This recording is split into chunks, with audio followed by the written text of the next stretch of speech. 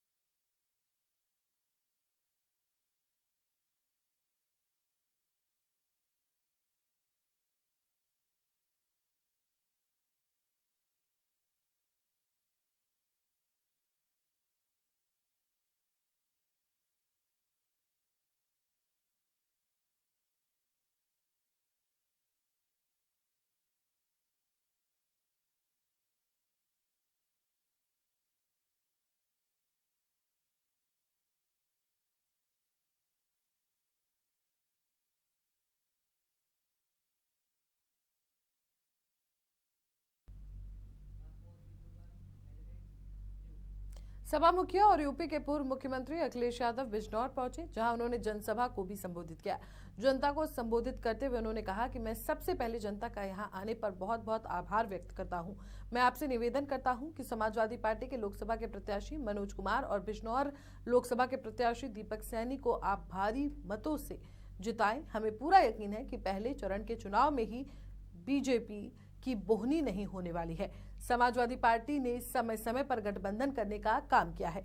2022 के विधानसभा चुनाव में सपा को जो समर्थन मिला था वो किसी भी अन्य चुनाव में नहीं मिला है। सरकार के लोगों ने ही हमें हराने का काम किया है। बैसाखी का आज त्योहार है। मैं सिख समाज के लोगों से अपील करता हूं कि वो हमारे प्रत्याशियों को जिताने के लिए अपने मतों का प्रयोग करें। आजादी के बाद भी जो जनता को सम्मान मिलना चाहिए वो मौजूदा सरकार नहीं दे पाई है। अखिलेश ने बीजेपी पर निशाना साधते हुए कहा कि जो बीजेपी के लोग 400 पार की बात कह रहे हैं, उन्हें अपने मुख्यमंत्री को जेल भेजना पड़ता है। बीजेपी से ज्यादा होशियार पार्टी कोई नहीं है। बीजेपी से ज्यादा साजिश करने वाली भी कोई पार्टी नहीं है। वहीं अरविंद केजरीवाल पर सवाल उठाए जा रहे हैं, तो वहीं दूसरी तरफ एक कंपनी बीजेपी को इलेक्ट्रॉल बॉन्ड के नाम पर चंदा दे रही है। उनके खिलाफ कार्रवाई आखिर क्यों नहीं हो रही है?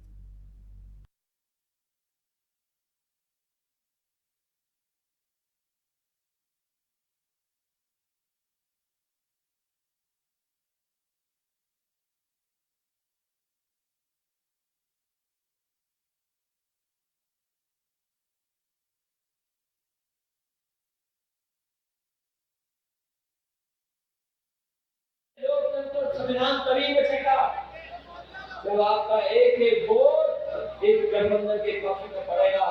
और मुझे पूरा भरोसा है कि हमारे समाजवादी पार्टी और इंडिया गठबंधन के प्रत्याशी जो अपनी बहुत महत्वपूर्ण नौकरी छोड़ करके आए, जो जज थे, जो एक अधिकारी थे, उन्हें उस कुर्सी पे बैठ के भी बहुत फैसले करने का मौका मिलता, न्याय दिलाने का मौका मिलता, लेकिन उन्होंने उस कुर्सी को छोड़ दिया और उन्होंने कहा कि इस अदालत से जो मैं न्याय दिला रहा हूँ वो शायद सब लोगों को न्याय नहीं मिल पा रहा है, हमारे आम लोगों को न्याय नहीं मिल पा रहा, हमारे गरीबों को न्याय नहीं मिल पा रहा, हमारे नौजवानों के अधिकार, नौकरी और उन्हें न्याय नहीं मिल पा रहा। इन्होंने अपनी जज की नौकरी जो अभी 17-18 साल और बची थी उसको छोड़ करके आपकी अदालत में आने का काम किया है। और ये समझता है इनकी मदद करने का काम करें, इनका सहयोग करने का काम करें। और इसलिए सहयोग करने की जरूरत है क्योंकि हमारी न केवल हमारे आपके बीच की जो ताना बाना है, भाईचारा है, उस पर ही अटैक कर रहे हैं, बल्कि हमारे देश की सीमाएं भी असुरक्षित हैं। यहाँ पर नौजवान होंगे जो फौज की वर्दी पहनकर के देश की रक्षा करना चाहते हैं, लेकिन इस सरकार ने बताओ में आधी अधूरी नौकरी करने का मौका दिया। जो हमारी पक्की वर्दी वाली नौकरी थी, इस सरकार ने एक कानून से उसको बदल दिया।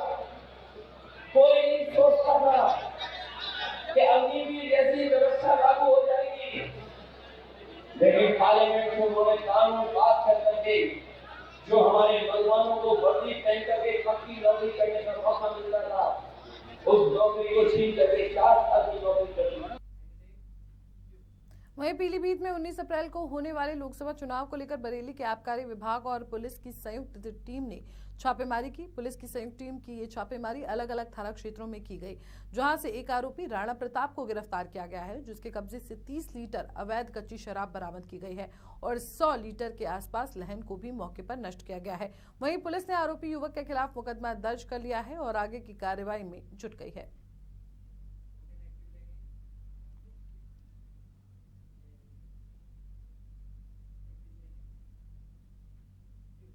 वहीं कुशीनगर के सामुदायिक स्वास्थ्य केंद्र की शिकायत लगातार आम लोगों की तरफ से सीएमओ को दी जा रही थी। आम लोगों का कहना था कि इस अस्पताल में एजेंटों का बोलबाला है। ये एजेंट डॉक्टरों के नाम पर ही इलाज करते हैं और मोटी रकम वसूलने का काम करते हैं। आपको बता दें कि कई बार सोशल मीडिया पर इन एजेंटों की तरफ से मरीजों से पैसे लेने का वीडियो भी वायरल हुआ है। सीएमओ ने इसको गंभीरता से लेते हुए प्राइवेट वाहन से कुर्ता पैजामा, हवाई चप्पल, सफेद गमछा और काला चश्मा लगाए मरीज के रूप में अस्पताल पहुंचे सरकारी पर्ची के लिए। उसके बाद सीएमओ मरीजों के लाइन में लग गए और जहां जहां जांच के लिए गए उन्हें वहां सरकारी कर्मचारी की जगह प्राइवेट एजेंट मिले। इस तरह के अस्पताल में लापरवाही देखने के बाद सीएमओ ने एजेंट को स्वयं पकड़कर पुलिस को सौंप दिया और प्रभारी चिकित्सा अधिकारी को निर्देश देने के साथ साथ कारण बताओ नोटिस जारी किया है। इससे अस्पताल में हड़कंप मच गया। सभी एजेंट अस्पताल परिसर छोड़कर फरार हो गए। इस अस्पताल के बारे में बहुत दिनों से तमाम तरीके की शिकायतें मिल रही थी, सूचनाएँ मिल रही थी। यहाँ बहुत सारे बाहरी लड़के रहते हैं और वो मरीजों के साथ में दुर्व्यवहार और उनको बरगला के इधर उधर उनको मिसगाइड करते हैं।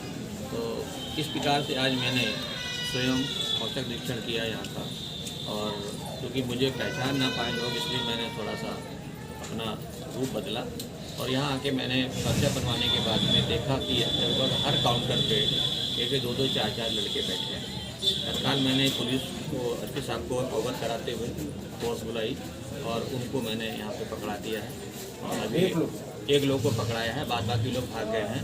तो अभी यहाँ के MOIC से उन सबके नाम लेके उनके खिलाफ विधिक कार्रवाई की जाएगी। क्या लगता है कि आप ही का विभाग जो है इस तरीके का काम कर रहा है, तो आप मान रहे हैं कि कमी है आपके विभाग के अंदर? नहीं, ऐसा नहीं है। मैं बिल्कुल पूरा मेरा प्रयास है। हमारे सारे चिकित्सक अपनी सेवाएं देने में तत्पर रहते हैं। बस ये कि कहीं कहीं कुछ ऐसी जानकारियाँ मिलती हैं, इसलिए मैं स्वयं इस पर कार्रवाई करने को तैयार रहता हूँ। आज दिन देखा जा रहा है कमीशन का जो है मेडिसिन लिखा जाता है, जिसमें अच्छी कमीशन होती है, डॉक्टर के द्वारा लिखी जाती है। नहीं, सभी दवाइयाँ चिकित्सालय में उपलब्ध हैं बाहर से दवाई लिखने के लिए शासन की बनाई है। मैंने भी आदेश दिए, निर्देश दिए कि कोई भी चिकित्सक बाहर की दवाई नहीं लिखेगा। सारी दवाइयाँ हर अस्पताल में दवाइयाँ पर्याप्त मात्रा में उपलब्ध हैं। वहीं बिजनौर जिले से चौंकाने वाली खबर सामने आई है, जहां एक फूड इंस्पेक्टर सैंपल भरने के नाम पर साहिल बंसल नाम के दुकान मालिक से 50,000 रुपए की रिश्वत मांग रहा था। इस मामले को लेकर साहिल बंसल ने मीडिया कर्मियों को बताया कि 1 महीने पहले रामवीर सिंह नाम का ये खाद्य निरीक्षक हमारी दुकान पर आया था और हमें खाद्य लाइसेंस में हुई गलती के बारे में उसने बताया था। उसके बाद हमने अपनी गलती सुधार ली, लेकिन फिर वो हमारी दुकान पर आया और बताया कि ये कॉमा आपके खाद्य लाइसेंस में गलत है, और उसके बाद उसने दुकान मालिक को उसकी दुकान से खाद्य पदार्थ का नमूना भरने के नाम पर धमकी दी। धमकी देते हुए फूड इंस्पेक्टर ने दुकान मालिक से 50,000 रुपए रिश्वत की मांग की, जिसके बाद सभी दुकान मालिक फूड इंस्पेक्टर के उत्पीड़न के खिलाफ एकजुट हो गए और फिर स्थानीय व्यापारियों के समूह ने खाद्य निरीक्षक को पकड़ लिया और खाद्य निरीक्षक को बिजनौर डीएम कार्यालय ले गए। इस घटना को लेकर एसडीएम मनोज कुमार सिंह ने स्थानीय व्यापारियों से बात की और आगे इसका ऐसा नहीं होगा, इसका आश्वासन दिया।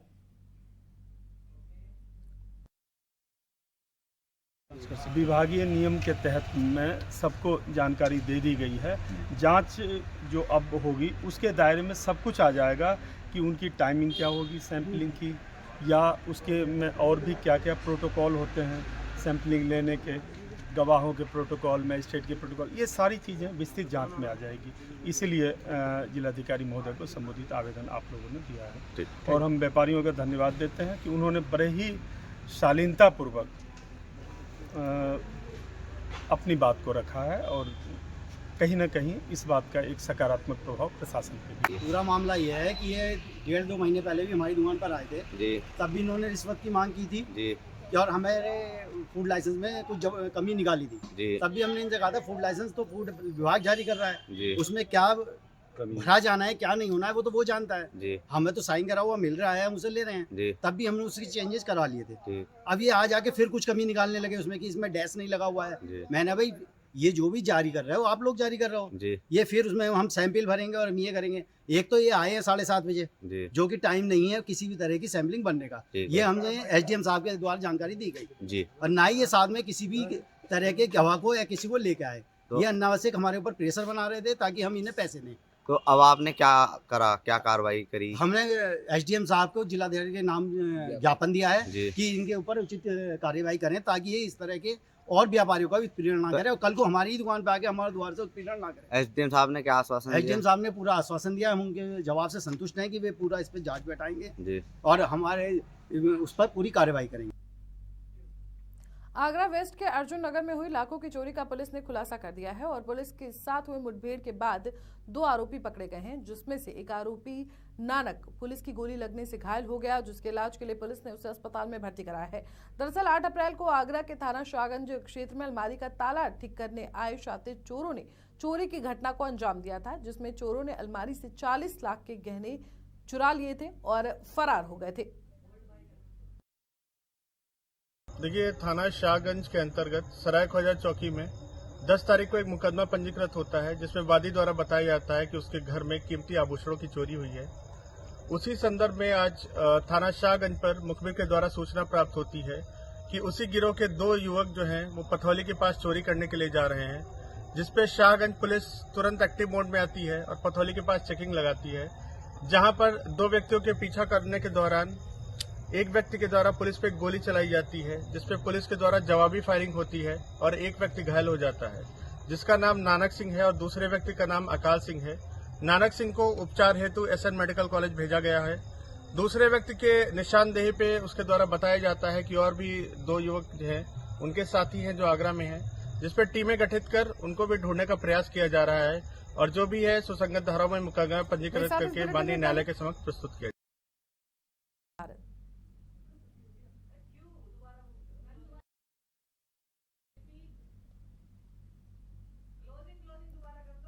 मेरे साथ इस बुलेटिन में था ही। देश और दुनिया की तमाम बड़ी खबरों के लिए देखते रहिए एन भारत।